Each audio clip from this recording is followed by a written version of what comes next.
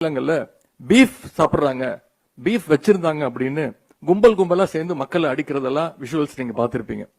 வட மாநில தொழிலாளர்கள் தமிழ்நாட்டில் தாக்கப்படுறாங்கன்னு சில வருடங்களுக்கு முன்பு அந்த வதந்தியும் பரப்புனாங்க.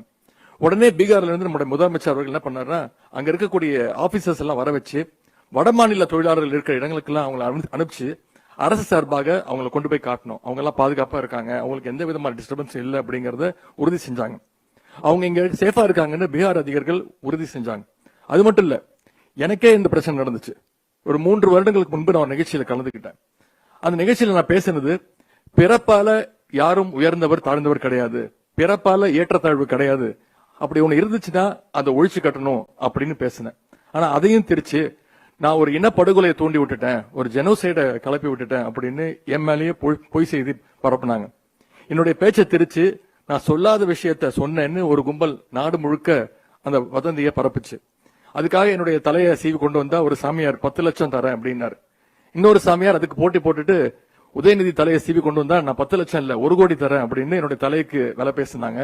உடனே மன்னிப்பு கேட்க சொன்னாங்க. நான் சொன்ன மன்னிப்பு கேட்க முடியாது, நீங்க யார வேணா போய் பாத்துக்கோ, எந்த கோர்ட்டுக்கு வேணா போ, எந்த வழக்கையும் சந்திக்க நான் தயார், நான் பேசினதுல எந்த தப்பும் கிடையாது அப்படின்னு சொன்னேன். மற்ற மாநிலங்கள் போல தமிழ்நாடு எதையும் உடனே நம்பாது என்பதற்கு இங்க வந்திருக்கக்கூடிய மாணவ செல்வங்கள் நீங்க தான் அதற்கு சாட்சி. இதற்கு மிக மிக முக்கிய காரணம் என்னன்னா, இது தந்தை பெரியார் அவர்களால் பண்படுத்தப்பட்ட மண். தந்தை பெரியார் அவர்கள் என்ன சொல்லிட்டு போயிருக்காரு, அவர் என்ன சொன்னாரு, ஒரு விஷயத்தை யார் சொன்னாலும், ஏன் அதை நானே சொன்னாலும் அதை நீ நம்பாதன்னு சொன்ன ஒரே தலைவர் தந்தை பெரியார் அவர்கள் தான். தலைவர்கள்லாம் என்ன சொல்லுவாங்க, பொய்யான விஷயத்தை கூட சொல்லி இதை நீங்க நம்பணும் அப்படின்னு சொல்லுவாங்க. ஆனா தந்தை பெரியார் அவர்கள் ஒரு பொய்யான விஷயத்த யார் சொன்னாலும், ஏன் அதை நானே சொன்னாலும் நம்பாதன்னு சொன்ன ஒரே தலைவர் தந்தை பெரியார் அவர்கள். தந்தை பெரியார் அவர்கள் இன்னொன்னு சொன்னார், உன்னுடைய பகுத்தறிவுக்கும் புத்திக்கும் எது சரின்னு பட்டுதோ அதை மட்டும் நீ ஏத்துக்கோ, இல்லனா ஏன் எதுக்குன்னு எதிர்த்து கேள்வி கேளுன்னு சொன்னார் தந்தை பெரியார் அவர்கள். அந்த வழியில இன்னைக்கு ஃபேக் நியூஸை தடுக்கணும்னு, அதை பத்தி அவேர்னஸ் மாணவர்களுக்கு ஏற்படுத்தணும்னு நம்முடைய முதலமைச்சருடைய வழிகாட்டுதலோடு அரசு சார்பாக ஒரு டெடிகேட்டட் ஃபேக்ட் செக்கிங் யூனிட் தொடங்கப்பட்டுச்சு. இன்னைக்கு தமிழ்நாடு ஃபேக்ட் செக்கிங் யூனிட் செயல்படுகின்ற வேகத்தை பார்த்து ஃபேக் நியூஸ் பரப்புற கும்பல் இன்னைக்கு சிலர் பதற்றம் அடைஞ்சிட்டு இருக்காங்க.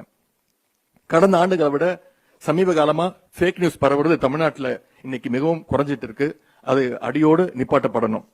அதுக்கு ஃபேக்ட் செக் யூனிட்டுக்கு என்னுடைய பாராட்டுக்கள், என்னுடைய வாழ்த்துக்களை உங்கள் சார்பாக தெரிவிச்சுக்கிறேன். ஃபேக் நியூஸை எப்படி ஹேண்டில் பண்றதுன்னு ஸ்டூடெண்ட்ஸ், கவர்மெண்ட் அபிஷியல்ஸ், ப்ரொஃபசர்ஸ்னு இந்த 3 ஆண்டுகள்ல கிட்டத்தட்ட 47,000 பேருக்கு ட்ரைனிங் கொடுக்கப்பட்டிருக்கு. அதோட கண்டினியூஷன் தான் இன்னைக்கு இந்த ஒர்க் ஷாப் நடத்தப்பட்டிருக்கு. இந்த ஒர்க் ஷாப்ல கலந்துக்கிற நீங்க, உங்களுடைய நண்பர்கள், உங்களுடைய குடும்பத்தினர், உங்களுக்கு தெரிஞ்சவங்க கிட்ட எல்லாம் இதை பத்தி பேசணும். இனிமே நீங்க ஃபேஸ்புக், இன்ஸ்டாகிராம், ட்விட்டர் எல்லாம் போனீங்கன்னா அதுல வர ரீல்ஸ் எல்லாம் பார்த்துட்டு எது ரீல் எது ரியல் அப்படிங்கறத நீங்க பகுத்தறிஞ்சு யோசிக்கணும். முக்கியமா நீங்க எல்லாரும் ஃபேக் நியூஸை வீழ்த்துற அந்த வாரியர்ஸா களத்துல நிக்கணும், செயல்படணும்னு கேட்டுக்கிறேன். உங்க அத்தனை பேருக்கும் என்னுடைய வாழ்த்துக்களை நான் தெரிவிச்சுக்கிறேன்.